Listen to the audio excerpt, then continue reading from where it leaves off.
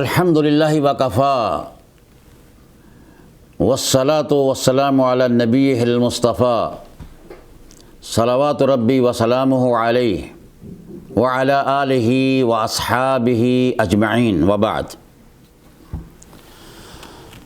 سامعین باتمکین اور ناظرین حضرات، 22 فروری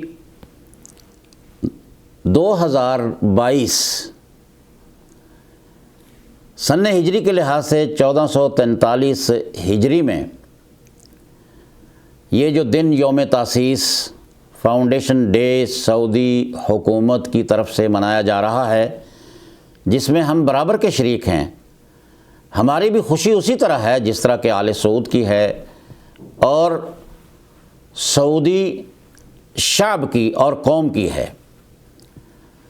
ہم ان کی خوشیوں میں برابر کے شریک ہیں، بلکہ وہ ہماری خوشیاں ہیں۔ یہ ہمارا دن ہے۔ ہم جانتے ہیں کہ توحید کا مقام کیا ہے، کیسے علم بلند ہوا اور کیسے اس تاریخ کو چلایا گیا، کیسے ظلم کو برداشت کیا گیا، کس انداز سے اللہ رب العالمین نے ان کی لاج رکھی اور ان کی شہیدوں کا خون رنگ لایا، اور ہم مملکت سعودی عرب کے اندر یعنی سعودی عرب کے اس وسیع و عریض ملک کے اندر آباد ہیں، اور امن ہے اور امان ہے۔ دنیا کا واحد ملک ہے جہاں پر امن ہے، اور امن سے بڑی کوئی دولت نہیں۔ امن ہی تو شے ہے اصل میں۔ کسی آدمی کو کوئی خطرہ نہیں، جان مال کی حفاظت ہے۔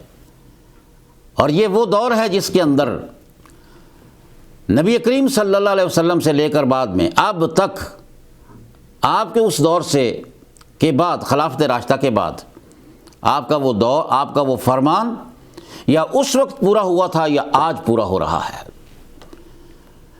اس وقت اس کی تصدیق ہوئی تھی۔ آپ نے فرمایا تھا وقت آئے گا، افراتفری کا عالم ختم ہوگا، خوف ختم ہوگا، امن و امان آئے گا۔ عراق سے ہیرا یعنی عراق سے ایک عورت تن تنہا چلے گی، مکہ آئے گی، طواف کرے گی، واپس جائے گی، آنے جانے میں اس کو کسی کا خوف خطرہ نہیں ہوگا۔ اور یہ وقت وہ ہے کہ جس وقت آج وہی عالم ہے، تو ہیرا تو کیا، جہاں سے مرضی آپ آئیں، کوئی خوف و خطر نہیں ہے۔ اور جب یہ بنیادیں رکھی جا رہی تھیں، اس مملکت کی جس وقت بنیاد رکھی گئی 300 سال پہلے، محترم دوستو، صرف ریاض سے مکہ پہنچنے کے لیے مہینے درکار ہوا کرتے تھے۔ امن نہیں تھا۔ ایک بستی سے دوسری بستی جانے کے لیے انتظار کرنا پڑتا تھا مہینوں کا۔ جب آگے سے سیکورٹی رسک ہوتا تھا اور سیکورٹی کے بارے میں کنفرمیشن نہیں ہو جاتی تھی، تو وہ لوگ اسی بستی میں بیٹھے رہتے تھے اپنے ساز و سامان کے ساتھ۔ اجازت ملتی تھی، راستہ صاف ہوتا تھا، پھر اگلی بستی میں جاتے تھے۔ تو آج ایک کمزور ترین آدمی بھی اپنی گاڑی گھر سے نکالتا ہے، ہزاروں کلومیٹر کا سفر، رات کی تنہائیوں میں، دن کے اجالا ہو یا رات کی تنہائیاں ہوں، آج تو راتیں بھی جاگ رہے ہیں یہاں پر، اتنا امن ہے۔ مدینہ کی طرف روانہ ہوتا ہے، مکہ کی طرف روانہ ہوتا ہے، اس کو کسی کا خوف اور خطر نہیں ہوتا۔ تو آئیے اب ہم اپنی اس مجلس میں ذکر کریں گے کہ وہ ایریا کون سا ہے، وہ علاقہ جو ہے درعیہ، اس کا اسلامی تاریخ سے کیا تعلق ہے۔ اسلامی تاریخ نبی علیہ السلام کے دور میں کیا اس کا کچھ ذکر ملتا ہے؟ جی ہاں، اس وقت اس کا نام درعیہ نہیں تھا، اس وقت اس کا نام یمامہ تھا، یا حجر تھا، یا حجر یمامہ تھا۔ یہاں پر بنو حنیفہ کی آبادی تھی۔ بنو حنیفہ آباد ہو گئے تھے، تسم اور جدیس اور باقی قبیلوں کی اس کی اکھاڑ پچھاڑ کے بعد، جب تباہی ان کی آپس میں خانہ جنگی کی وجہ سے ہوئی تھی، تو بنو حنیفہ نے اس کو آباد کیا تھا۔ تو یہ وہ علاقہ ہے کہ جو نبی علیہ السلام، جو قبل اسلام کے، یعنی نبی صلی اللہ علیہ وسلم کی ولادت باسعادت سے پہلے ہی 440 عیسوی میں بنی حنیفہ کا ایک آدمی عبید نامی یہاں آیا ہے، اس نے اس حجر کو، اس یمامہ کو آباد کیا ہے۔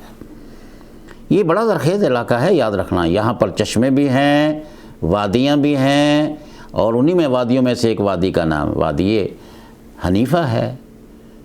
وادی حنیفہ جہاں پر آج درعیہ ہے، تو وادی حنیفہ میں آ کر یہ شخص آباد ہوتا ہے۔ جہاں آج ریاض کا شہر ہے، وہاں پر اس نے باغات قائم کیے، قلعے بنائے یا قلعے بنائے، قلوع، اقلاع۔ اس کی وجہ سے اس علاقے کا نام ریاض رکھا گیا ہے۔ اس وقت اس کا نام یمامہ تھا جب یہ شخص یہاں پر آ کر آباد ہوا ہے۔ تو دور نبوی میں آپ کی تو ولادت آپ کو پتہ ہے نا 570 یا 71 عیسوی میں ہوئی ہے، اور آپ نے 622 میں آپ نے ہجرت فرمائی ہے مکہ مکرمہ سے مدینہ منورہ، اور 632 میں آپ کی وفات ہو جاتی ہے۔ تو اس سے پہلے نبی صلی اللہ علیہ وسلم سے پہلے یہ قبیلہ آباد ہو چکا تھا، آبادی ہو چکی تھی، اسلام سے پہلے کی بات ہو رہی ہے۔ لیکن نبی علیہ الصلوۃ والسلام کی فوجی دستے سفر کر رہے تھے مدینے کے پہرے میں دائیں بائیں۔ آپ کو پتہ ہے کہ وہ تو وقت ہی ایسا تھا، ہر قبیلہ، ہر علاقہ اپنی حفاظت کے لیے بہت کچھ اس کو کرنا پڑتا تھا، افراتفری کا عالم ہوتا تھا۔ ریاست مدینہ بن چکی تھی لیکن خطرہ تو موجود تھا، چاروں طرف سے لوگ حملہ آور ہو رہے تھے، کبھی بدر ہے، کبھی احد ہے، کبھی خندق ہے، کبھی حنین ہے۔ تو اس دوران ہی نبی صلی اللہ علیہ وسلم کو اطلاع دے دی گئی، یا رسول اللہ ایک آدمی گرفتار ہے، مسجد نبوی کے ستون کے ساتھ بندھا ہوا ہے، تو آپ تشریف لائے۔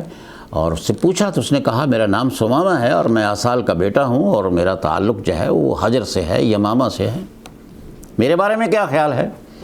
تو اس ثمامہ نے بدترین الفاظ کے ساتھ یاد کیا آپ کے قبیلے کو، آپ کے خاندان کو، آپ کے علاقے کو، آپ کی شخصیت کو۔ بغض و عناد تھا۔ اور یہ یاد رکھیں کہ یہ شخص وہاں گیا کیوں، گرفتار کیسے ہوا؟ یہ عمرہ کے لیے یہاں سے نکلا تھا، یہ سردار تھا یہاں کا، یہ امیر تھا یہاں کا، یمامہ کا امیر تھا، یہاں کا سردار تھا، سرداری نظام، قبائلی نظام چل رہا تھا۔ تو یہ عمرہ کے لیے نکلا ہے اور یہ بجائے مکہ جانے کے مدینہ کی طرف چلا گیا۔ جب ان سے پوچھا گیا تو انہوں نے کہا میں تو عمرہ کے لیے نکلا ہوا ہوں۔ تو انہوں نے کہا کہ عمرہ کرنا تھا، مکہ جاتے مدینہ کی طرف کیا لینے آ گئے ہیں، آئیے آپ آ جائیں ہمارے پاس۔ تو ان کو گرفتار کر کے لے گئے، جو میں تاریخ میں پڑھ سکا ہوں، جس انداز سے میں نے سمجھا ہے، امید ہے ایسا ہی ہے۔ تو نبی کریم صلی اللہ علیہ وسلم نے جب پوچھا تو اس نے جواب دیا، تو آپ نے فرمایا، حسن سلوک کا ارشاد فرما دیا۔ بلکہ بعض روایات میں سے ہے کہ نبی علیہ الصلوۃ والسلام نے اس کو گھر سے کھانا بھی دیا، اپنے گھر سے، اور یہ کہا کہ یہ اس کی اونٹنی جو ہے نا، اس کو دودھ بھی اس کا پی لینے دینا۔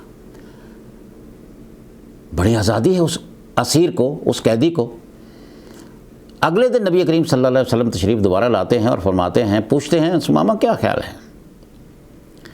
تو اس نے پھر وہی جواب دیا کہ آپ کا علاقہ بھی بڑا گندہ ہے، آپ کا خاندان بھی ایسا ہے، اور آپ کی شکل و صورت کے بارے میں، جو چہرہ انور جو قمرن منیرہ تھا، اس کے بارے میں گستاخی کے کلمات اس کی زبان سے نکلے ہیں، تو آپ نے غصہ نہیں کیا۔ صحابہ کرام نے تڑپ گئے، پوچھا کیوں نہ ہم اس کو قتل کر دیں؟ فرمایا نہ، حسن سلوک کا ارشاد فرمایا، اور اس کو کھانا بھی دیتے رہے اور اونٹنی کا دودھ بھی پیتا رہا۔ اس کی اپنی تھی، عربوں کا تو روایت ہے، 7 سامان لے کے چلتے تھے، اونٹنی جو ہے اس کے لیے بہت کو کام دینے والی تھی۔ تیسرے دن پھر جب سوال کیا گیا تو نبی علیہ الصلوۃ والسلام نے ساری باتیں گستاخانہ سننے کے بعد ارشاد فرما دیا، اطلقوا ثمامہ، چھوڑ دیجئے اس کو۔ تعجب ہے، حیرانگی ہے، یہ ہے رؤوف الرحیم، یہ ہے نبی رحمت، یہ ہے رحمت للعالمین۔ گستاخی منہ پر، اور آج کتنا بد نصیب بلکہ بدبخت ہے وہ آدمی جو رسول اللہ صلی اللہ علیہ وسلم کی نام نہاد گستاخی پر، جس کو وہ اپنی طرف سے گستاخی سمجھتا ہے، معصوم لوگوں کا قتل عام کر دیا جاتا ہے۔ تو نبی صلی اللہ علیہ وسلم نے ارشاد فرمایا اس کو چھوڑ دو۔ تو مدینہ کی اس چھوٹی سی بستی کے قریب ہی ایک باغ میں جا کر نہاد ہو کے واپس آ جاتا ہے، اور آ کر اقرار کرتا ہے، یا رسول اللہ اشہد ان لا الہ الا اللہ و محمد الرسول اللہ، اور کہا یا رسول اللہ آج سے پہلے جو کچھ میں نے کہا ہے میں اس سے واپس آتا ہوں، لوٹتا ہوں، رجوع کرتا ہوں۔ میری نظر میں آپ سے حسین و جمیل پوری کائنات میں کوئی نہیں ہے، سب سے زیادہ پیارے آپ لگتے ہیں، آپ کا چہرہ انور مجھے محبوب ترین چہروں میں سے ہے، یہ ایک ہی ہے جس کی مثال نہیں پوری کائنات میں ہے، اور آپ کا خاندان بھی ایسا ہی مجھے محبوب اور پیارا ہے۔ جو دنیا میں سب سے زیادہ پیار جس قبیلے اور خاندان سے ہے مجھے آپ اس وقت، وہ آپ سے ہے، آپ کے خاندان سے ہے، اور آپ کے اس مقدس شہر سے ہے۔ یا رسول اللہ میں اجازت چاہتا ہوں میں عمرہ کرنے کے لیے جاؤں۔ یہ پہلا صحابی ہے جو عمرہ کرنے کے لیے مکہ کی طرف روانہ ہوا ہے۔ جب لبیک پکارتے وہاں پہنچا تو انہوں نے کہا بے دین ہو گئے ہو؟ کہا نہیں، میں ابھی تو ہوں، اللہ کی مجھے سمجھ آ گئی ہے۔ اشہد ان لا الہ الا اللہ و اشہد ان محمدًا عبدہ و رسولہ۔ اب مجھے اللہ تعالیٰ نے حق کی طرف رہنمائی فرما دی ہے۔ بہرحال ان کی بحث و تکرار کے دوران ہی اس نے پھر یہ کہا تھا، جب اس نے عمرہ کیا ہے، اس نے کہا مشرکین مکہ کو، اے مکہ کے سردارو، سردار ہو نا، مجھے بے دینی کا تانا دے رہے تھے، یہی تو ہے اصل دین، اور یہ یاد رکھو میرے پیار کی اور محبت رسول کی یہ بات ذہن نشین کر لو۔ پہلے ہمارا تمہارا تجارتی سلسلہ چل رہا تھا، ہماری طرف سے آپ کو گندم ملتی تھی، جو ملتے تھے، کھجوریں ملتی تھی۔ مکہ میں کیا پیدا ہوتا ہے؟ نہ کھجوریں ہیں، نہ وہاں پر کوئی باغات ہیں، نہ کوئی سرسبزہ ہے۔ آپ وہاں پر آتے تھے، آپ کو کھجوریں بھی دیتے تھے، گندم بھی دیتے تھے۔ وافر بختار میں ہمارے ہاں پیدا ہوتی ہے، بہت پرانے عرصوں سے وہاں پر یہ آبادی ہے، باغات ہیں، اور جو پیدا ہوتے تھے، جو دیتے تھے، اور اس طرح کر کے دوسرا گھی وغیرہ اور باقی چیزیں بھی وہاں سے آپ خریدتے تھے۔ اب یاد رکھو آج کے بعد مشرکین مکہ، سرداران مکہ، جب تک میرے محبوب محمد رسول اللہ صلی اللہ علیہ وسلم اجازت نہیں دیں گے، یمامہ سے گندم کا ایک دانہ بھی آپ کو نہیں نصیب ہوگا، اور آپ وہاں سے واپس آ جاتے ہیں۔ یہ ہیں وہ نورانی کرنیں جو یمامہ والوں کو جو بے خبری میں مل گئی ہیں۔ یہ ثمامہ واپس آتا ہے تو وہاں پر اسلام کا بول بالا ہونا شروع ہو جاتا ہے۔ مختصر یہ ہے کہ صدیق اکبر کا دور آیا ہے۔ صدیق اکبر کے دور کے اندر پھر یہاں پر اسلام تو آ چکا تھا، یہاں کے لوگ مسلمان ہو چکے تھے، نجد کا علاقہ مسلمان ہو گیا تھا، اور حجاز بھی پورا مسلمان ہو گیا، تہامہ کی ساحلی پٹی بھی مسلمان ہو گئی۔ یہ ملحقات جو حساب، یہ قطیف، بہت پرانے جو یہ شہر ہیں، اور اس علاقے کے لوگ، دمام کے لوگ سارے مسلمان ہو چکے تھے، جتنا بھی شرقیہ کا علاقہ تھا۔ اور اس کے بعد پھر کیا ہے، یمامہ سے جس وقت دین کی یہاں پر روشنی ہوئی ہے تو پھر موقع ملا عثمانیوں کو۔ یہ علاقہ خالی رہا ہے، اس دور میں عثمانی تو نہیں تھے، یہ علاقہ خالی تھا۔ صدیقی دور میں یہاں پر ارتداد کا شکار ہو گئے بعض لوگ، تو یہاں پر مرتدین کے خلاف جنگیں ہوئی ہیں، تو گویا صدیق اکبر کے دور میں بھی یمامہ سے کوئی رابطہ رہا۔ اور اس کے بعد بنی عباس کا دور آتا ہے۔ بنی عباس کے دور میں یہاں پر ایک بنی اخیدر آباد ہوتے ہیں۔ یہ آپ سمجھ رہے ہیں کہ یہ علاقہ کون سا ہے جس کو آج اللہ رب العالمین نے اتنی زینت عطا فرمائی ہے، اتنی برکت عطا فرمائی ہے، اتنی شہرت عطا فرمائی ہے۔ یہ ایک عالمی ورثے کا یہ ایک حصہ بن چکا ہے۔ پوری دنیا کی نظریں اس وقت سیاحتی اور ثقافتی لحاظ سے اس پہ مرکوز ہو چکی ہیں۔ یہ علاقہ کون سا ہے؟ بنی اخیدر آئے ہیں، وہ 352 سے لے کر 450 تک، یعنی تقریباً 158 برس تک ان کی حکمرانی رہی ہے۔ یہ شیعہ لوگ تھے، پھر ان کرامتہ نے، یہ بنی عباس سے نکلے ہیں یہ لوگ، ان کی مخالفت کر کے، بغاوت کر کے انہوں نے اپنی حکومت یہاں پر قائم کر لی تھی اس یمامہ کے علاقے میں۔ ابھی بھی اس کا نام درعیہ نہیں پڑا تھا، تو وہاں پر حکومت ان کی قائم، پھر کرامتہ نے آ کر، باطنی آ کر ان کو ختم کیا ہے۔ گویا باطنیوں کی حکومت تو قائم نہیں ہوئی، لیکن ان کو انہوں نے خاتمہ کر دیا۔ اس کے بعد یعنی بنی اخیدر کے بعد یہ یمامہ کا علاقہ، یہ جو ریاض کا جدید ریاض کا علاقہ یا جس کا نام آج دری ہے، یہ علاقہ پورے کا پورا، جس کے اندر باقی بھی ساتھ والے علاقے موجود ہیں، خزر ہے، کیا اس کا نام ہے، خرج ہے، رویینہ، جبیلہ، حریملہ، قسیم، بریدہ، عنیزہ، یہ سارے علاقے جو ہے نا، اس کے اندر کن کی آبادی تھی؟ یہ اخیدر کی تھی۔ اس کے بعد 500 سال تک پھر کسی کی حکمرانی نہیں رہی، مائٹ از رائٹ، قبائلی سرداری نظام، جس کی لاٹھی اس کی بھینس، ہر قبیلہ اپنے علاقے کی حفاظت کرتا تھا، ہر قبیلہ اپنے علاقے کی حفاظت کرتا تھا، اور جنگ و جدال کا ایک سلسلہ تھا، قافلے لوٹ لیے جاتے تھے، تجارت ہونا مشکل تھا، تجار لوٹ لیے جاتے تھے۔ پھر یہ سلسلہ 500 سال تک کسی کو کی نظر میں نہیں تھا۔ آج کل یہ جو کچھ لوگ دعویٰ کرتے ہیں کہ عثمانی جو تھے ان کی حکومت تھی اور وہ جانتے تھے، یہاں آئے ہوئے تھے، وہ ان کی اللہ کے بندو، عثمانیوں کو تو یہ خبر بھی نہیں تھی، عثمانی اس سے بالکل بے خبر تھے۔ اس کا تو صرف اس وقت حصہ پتہ چلا تھا ان لوگوں کو جس وقت حسین بن علی جو شریف مکہ تھا، اس نے مدد کے لیے پکارا تھا اور کہا تھا یہ میرے لیے نہیں بلکہ تمہارے لیے مستقبل میں خطرہ ہے، تو ان کو اس وقت پتہ چلا تھا جب یہ آل سعود کو ختم کرنے کے لیے آئے تھے۔ تو یہ 500 سال تک یہ علاقہ خالی رہا۔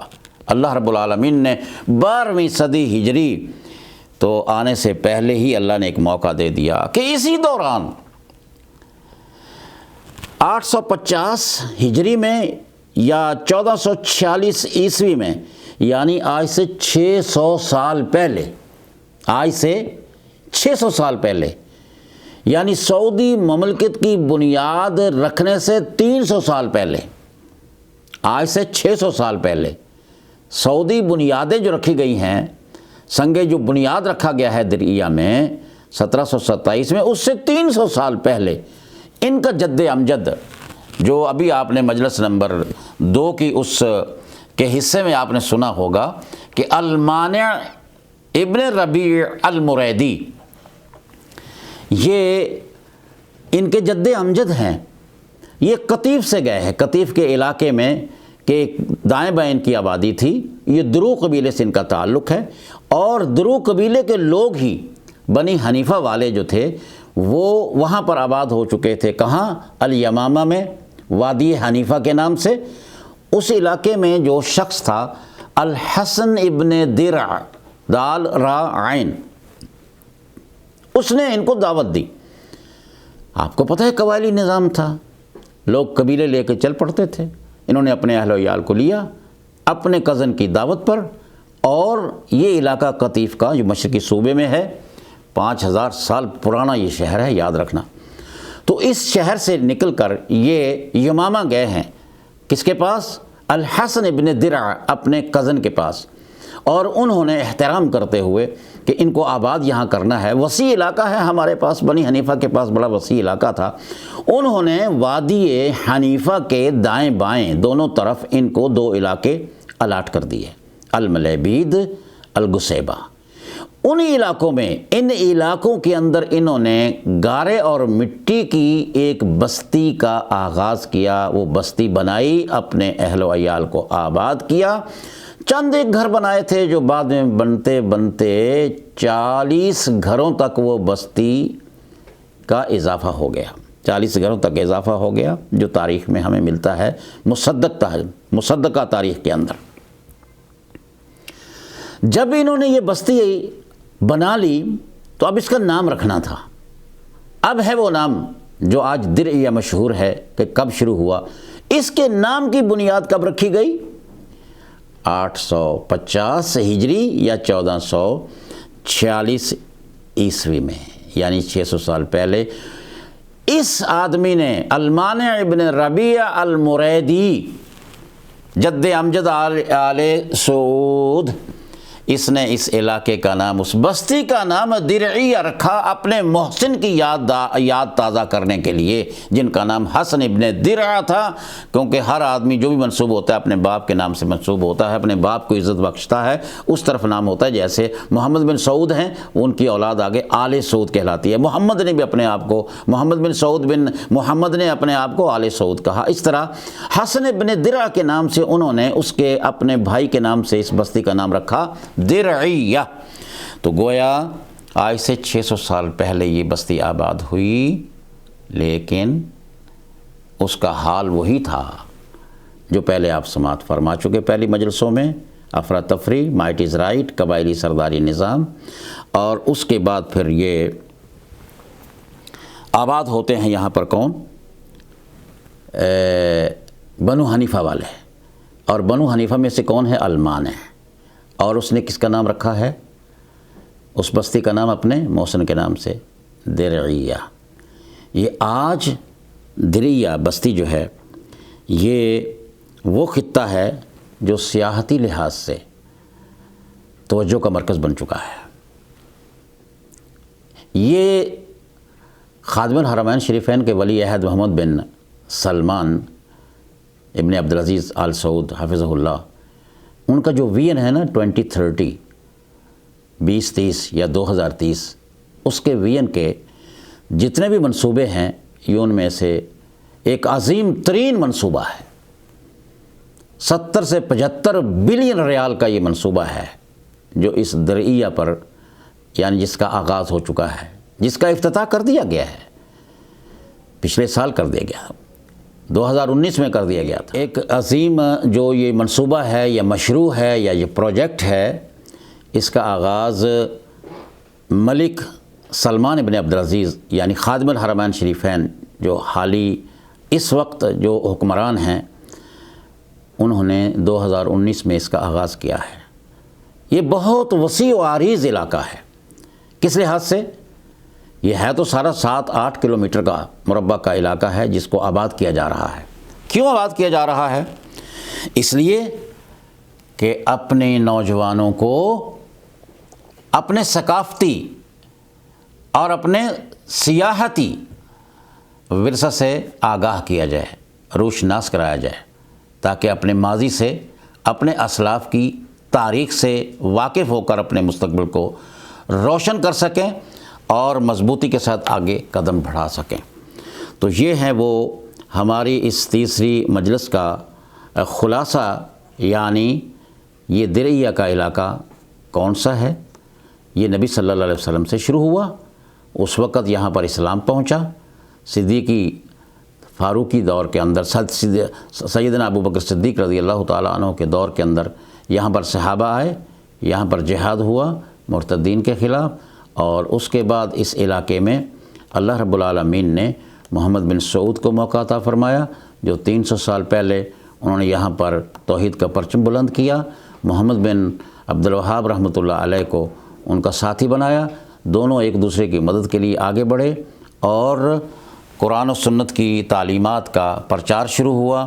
تو آج درعیہ اس علاقے میں، یہ گویا قلب میں ہے، یہ بالکل سینٹر ہے جزیرہ نمائے عرب کا، اور شیخ محمد بن عبدالوہاب رحمۃ اللہ علیہ کا جو یوم پیدائش ہے یا ان کا جو مولد ہے وہ اجینہ ہے، اور جو مرکز دعویٰ ہے، مرکز جہاد جو ہے وہ درعیہ ہے۔ تو گویا درعیہ اب لوگوں کی نظر میں رہے گا، اور درعیہ کو لوگ بھول نہیں پائیں گے کہ اس کے ساتھ ایک ایسا محلہ ہے درعیہ کے ساتھ، اس کے علاقے میں، جس کا نام طریف ہے، اور طریف یہ ہیڈ کوارٹر تھا آل سعود کا، اور اس کو 2010 کے اندر یونیسکو نے عالمی ورثہ میں شمار کیا ہے۔ لہٰذا یہ سیاحت کے لیے اور ثقافت کے لیے بہت ہی بڑے بڑے منصوبے لے کر، اور دارۃ الملک عبدالعزیز کی تحقیقات کے مطابق، جنہوں نے کہ تقریباً 100 چھوٹی موٹی کتابیں لکھی ہیں، جس کا تعلق آثار قدیمہ سے ہے، ثقافت اسلامیہ سے ہے، عربوں کی تہذیب و تمدن سے ہے، کیسے کیسے وہ علاقہ آباد تھا، کیا کچھ وہاں ہوا کرتا تھا۔ تو گویا آج یہ مرکز بن چکا ہے پوری دنیا کی توجہ کا مرکز بن چکا ہے یہ دریا کا علاقہ، تو انشاءاللہ یہاں سے ثقافت بھی پھوٹے گی اور اس کا بھی پرچار ہوگا اور سیاحت بھی ہوگی، اور دنیا کا عظیم ترین سیاحت کا یہ مرکز ہوگا، اس لیے کہ اس کو چلانے کے لیے جس شخص کا انتخاب کیا گیا ہے، میں نام لینے میں کچھ باک محسوس نہیں کرتا، وہ ہیں مسٹر جیری انزریلو، جو کہ امریکن ہیں، جو CEO ہیں اس منصوبے کے۔